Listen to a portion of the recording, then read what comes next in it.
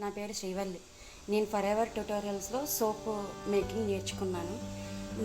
మా వాళ్ళు చెప్పడం వల్ల నేను నేర్చుకున్న సోప్స్ ఏమిటి అంటే క్యారెట్స్, ఇదేమో క్యారెట్ సోప్, కస్తూరి పసుపు, oats soap, beetroot soap, coffee soap, tomato soap, potato soap, aloe vera, neem, Multani mitti, orange peel,